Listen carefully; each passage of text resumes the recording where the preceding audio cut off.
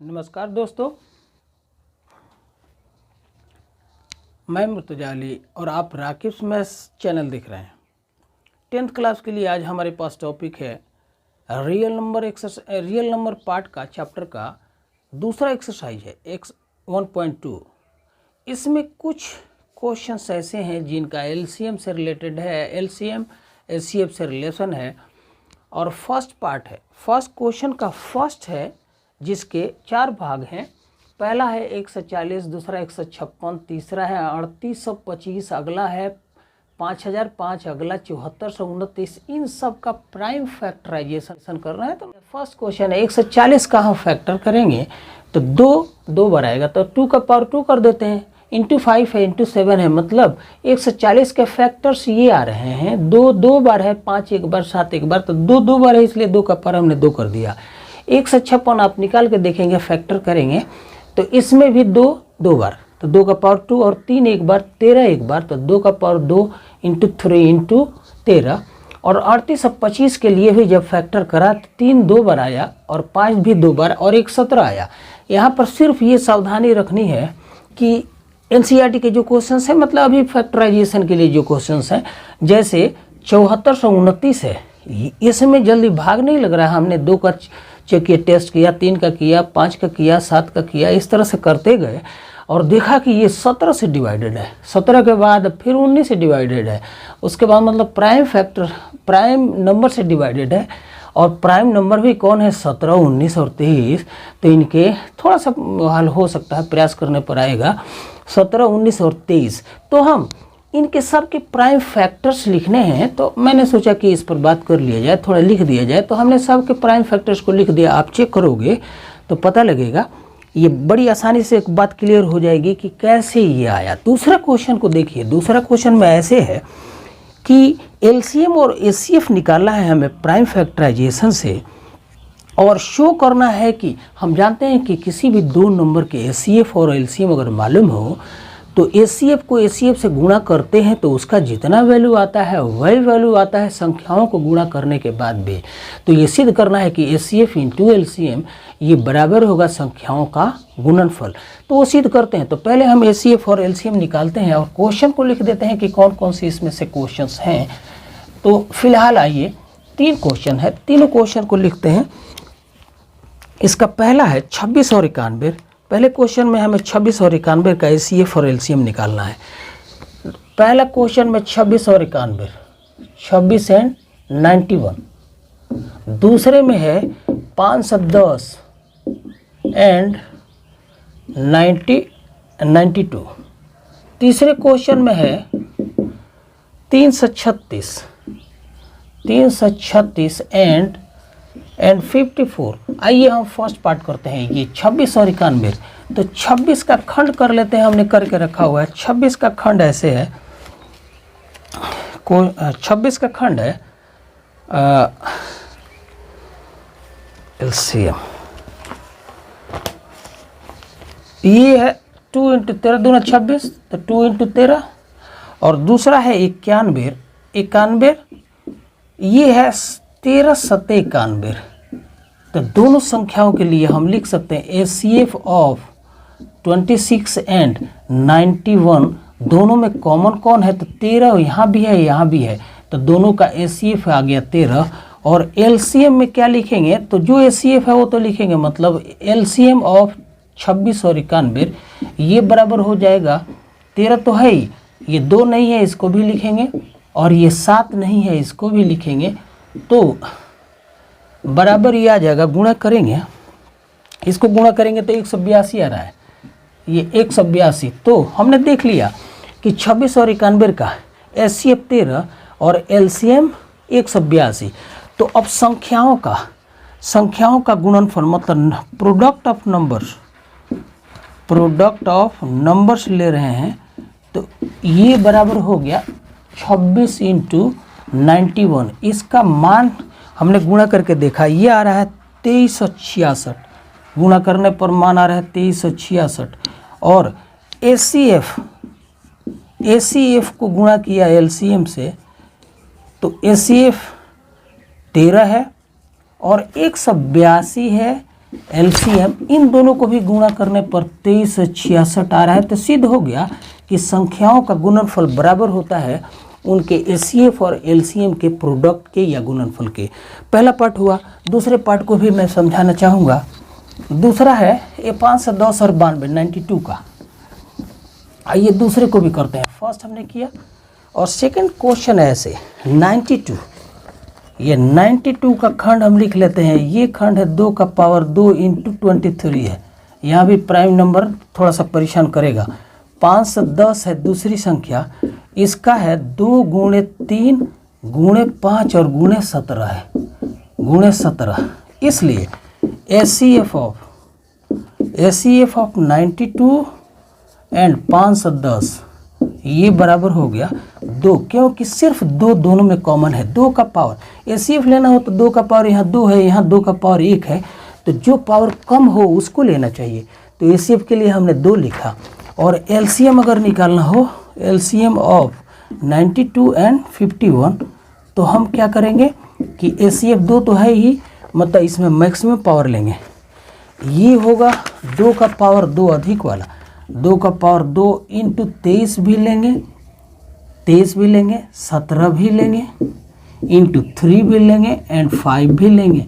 और सबको अगर गुणा करेंगे तो गुणा करने पर मान 23,460 आया, 23,460। और इसको अगर चेक किया जाए, अगर HCF को गुणा करते हैं LCM से तो इसका मान आया है 46,920। आप गुणा करके चेक कर सकते हैं। और प्रोडक्ट ऑफ द नंबर्स मतलब संख्याओं का गुणनफल ले लिया।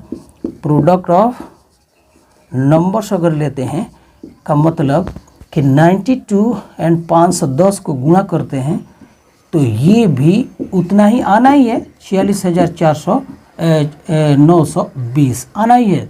मतलब किसी भी दो संख्याओं का HCF और LCM का गुणनफल बराबर होता है उनके संख्याओं के गुणनफल के, वो आना ही है।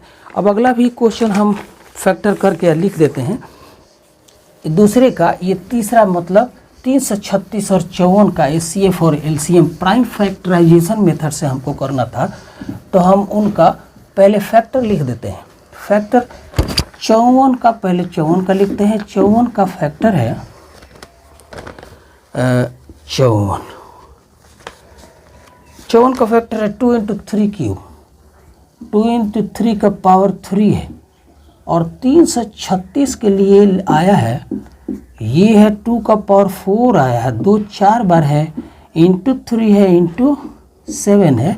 तो अब HCF इन दोनों का HCF ऑफ 54 एंड 336, इसका मान हमें लिखना होगा बराबर, ये आ रहा है 2, क्योंकि दोनों में ये देख रहे हैं कि 2 का पावर कम से कम है, 2 आया है। और LCM अगर लिखेंगे 2 का पावर 4 लिखेंगे, मतलब 54 और 336 का अगर हमें LCM लेना है तो 2 का पावर 4 मैक्सिमम वाला लिखेंगे, उसके बाद 3 का पावर 3 और उसके बाद 7 लिखेंगे। और इनको गुणा किया गया है तो गुणा करने पर 3024 आया है। और चेक किया, दोनों को गुणा किया हमने, HCF को गुणा किया है LCM से, तो इसका मान आया ये 6048 आया है। और संख्याओं के गुणनफल को भी देखा तो ये भी 6048 आया है। तो इस तरह से सिद्ध कर सकते हैं आप कि संख्याओं का गुणनफल उनकी HCF और LCM के गुणनफल के बराबर होता है। क्वेश्चन नंबर 3 को देखा जाए, ये है, इसमें 2 क्वेश्चन हैं। 2 क्वेश्चन हमें 12, पहले क्वेश्चन है 12, 15 और 21 और दूसरा 17, 23 और 29 का प्राइम फैक्टराइजेशन मेथड से हमें LCM और HCF निकालना। आइए निकाल लेते हैं इसको भी। क्वेश्चन नंबर 3 का फर्स्ट पार्ट है। 3 का फर्स्ट क्वेश्चन में LCM निकालना है हमें। तीन संख्याएं दी हुई हैं। क्वेश्चन नंबर 3 की बात हो रही है। 12 है, 15 है और 21 है। इनका हमें HCF और LCM निकालना है। तो 12 का खंड करते हैं, ये हो जाएगा 2 का पावर 2 इंटू 3 मतलब 4 3 12, और 15 के लिए 3 पचे 15, 3 गुणे 5, और 21 के लिए 7 त्रिक 21, तो 3 गुणे 7। तो एचसीएफ ऑफ 12, 15 एंड 21, इसका मान हो गया, ये आप देखेंगे तो ये मान हो गया 3। देखिए 3 सब में कॉमन है और कुछ नहीं है। 3 यहाँ भी 3 है, यहाँ भी 3 है, यहाँ भी 3 है, इसलिए एचसीएफ 3 हो गया। और एलसीएम इन्हीं संख्याओं का बराबर हो जाएगा। इसको हमने ऐसे लिखा 2 का पावर 2 जो मैक्सिमम है, 2 का पावर 2 है इंटू 3 है इंटू 5 इंटू 7। कैसे निकाला तो इसको एक बार देखते हैं। आप देखेंगे कि 2 का पावर 2 यहाँ है, इसको लिखना ही है। और एचसीएफ ये 3 सब में कॉमन है तो इसको एक ही बार लिखेंगे। ये 5 एक बार है फिर भी लिखेंगे, ये 7 को लिखेंगे।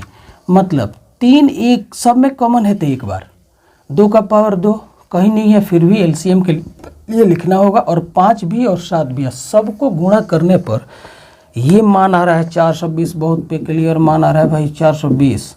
अगला क्वेश्चन लेते हैं। अगले क्वेश्चन में हमें एलसीएम और एचसीएफ निकला है प्राइम फैक्टराइजेशन मेथड से, और इसकी संख्याएं हैं 17 एक प्राइम संख्या है, इसको हम 17 इंटू 1 लिख सकते हैं। और अगला है 23, इसके लिए भी 23 इंटू 1, क्योंकि ये प्राइम नंबर है, किसी से डिवाइडेड नहीं है।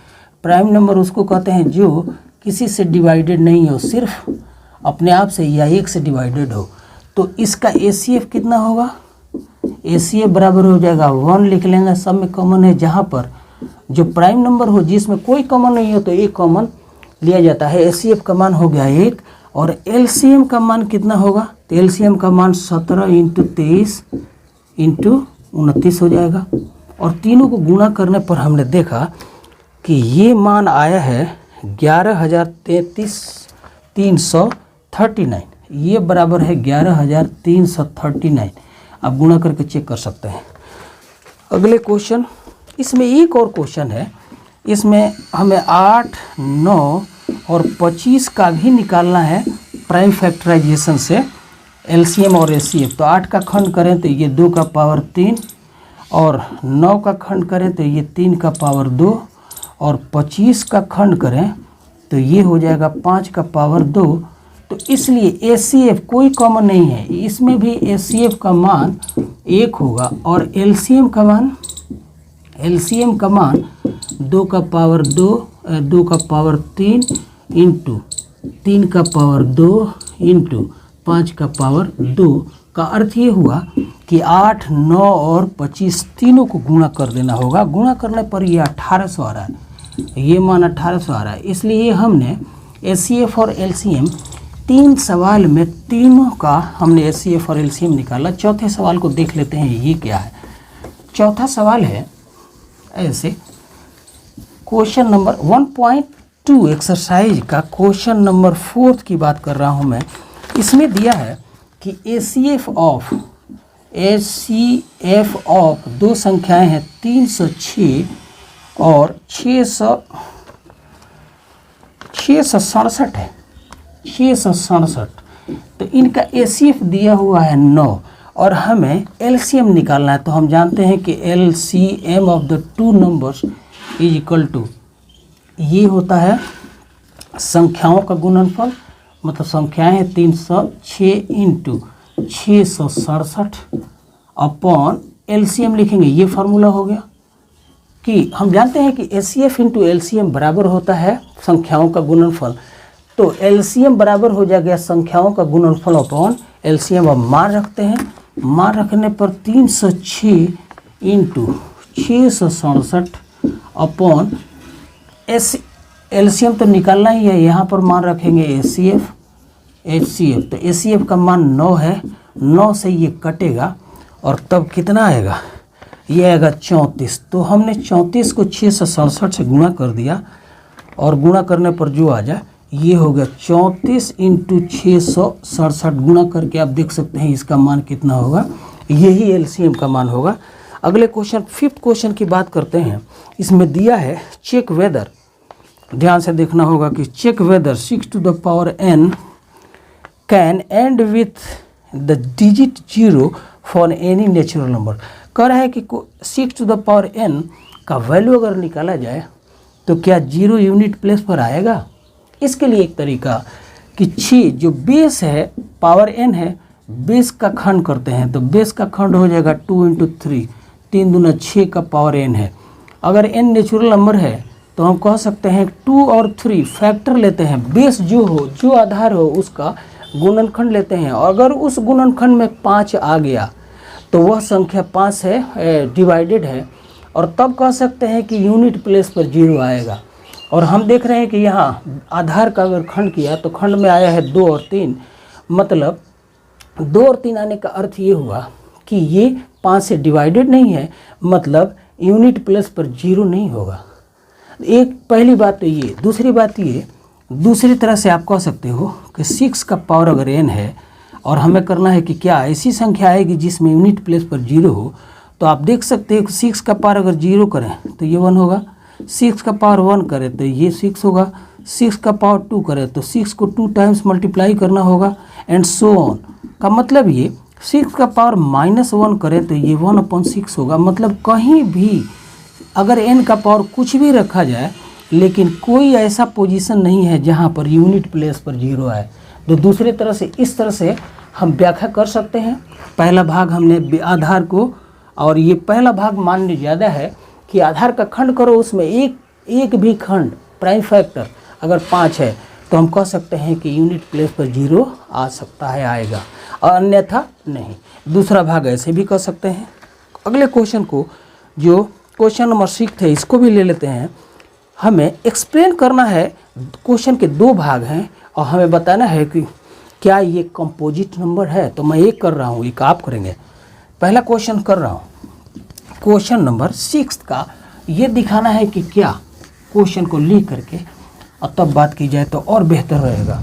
क्वेश्चन है फर्स्ट पार्ट 7 × 11 × 13 एंड +13 है, और दूसरा पार्ट इसी तरह से आप करेंगे। पहले इसको कर रहा हूँ। क्वेश्चन ये है कि explain why this one are composite numbers. Composite number उन संख्याओं को कहते हैं जिसका फैक्टर 2 से ज़्यादा हो। तो अगर इसको सिंप्लीफाई करें और फैक्टर में 2 से ज़्यादा हो तो ये कंपोजिट नंबर है। उसी तरह से दूसरा कर सकते हैं। आप देख सकते हैं 7 × 11 × 13 +13 है, तो इसमें से अगर 13 को कॉमन कर लें तो ब्रैकेट में 7 × 11 +1 बचेगा, तो 13 × 11 से 77 और 1 78 आ गया, 13 × 78 आ गया। 78 का खंड करेंगे तो कई इसके खंड आएंगे, 2 तो आएंगे ही। तो इस तरह से 78 का 2 और ये 1 3, मतलब किसी भी संख्या का अगर फैक्टर 2 से ज़्यादा है तो वो कंपोजिट नंबर है। तो कह सकते हैं क्या होता है, ये कंपोजिट नंबर है। लास्ट क्वेश्चन बताना चाहेंगे, इसमें है कि there is a circular path around a sports field. एक खेल का मैदान है, उसके चारों ओर एक वृत्त के आकार का कोई दौड़ने वाला रास्ता है। Sonia takes 18 minutes to drive 1 round. सोनिया एक व्यक्ति उसमें दौड़ लगाती है, उसको दौड़ लगाने में एक राउंड में 18 मिनट लगता है, और दूसरा व्यक्ति उस पर दौड़ता है तो उसको 12 मिनट लगता है। यदि दोनों एक साथ दौड़ना शुरू करें, एक जगह से दौड़ना शुरू करें, तो कितनी देर बाद दोनों एक दूसरे से साथ मिलेंगे। फिर क्वेश्चन समझ रहे होंगे। इसका मतलब हो गया कि 18 और 12 का हमें एलसीएम निकालना है, मतलब एक ऐसी संख्या ढूंढनी है जिसमें 18 और 12 से दोनों से भाग लगे। तो हमें एलसीएम निकाल देनी है, क्योंकि एचसीएफ नहीं होगा यहाँ पर। एलसीएम ऑफ 12 एंड 18 निकालेंगे जो आंसर, क्योंकि वह संख्या हमें चाहिए जो दोनों से डिवाइडेड हो, तो वो एलसीएम हो गई। तो 12 का खंड करते हैं तो 12 ये हो जाएगा 2 × 2 × 3, और 18 का खंड करने पर ये हो जाएगा 3 × 3 × 3 × 2। इसलिए एलसीएम का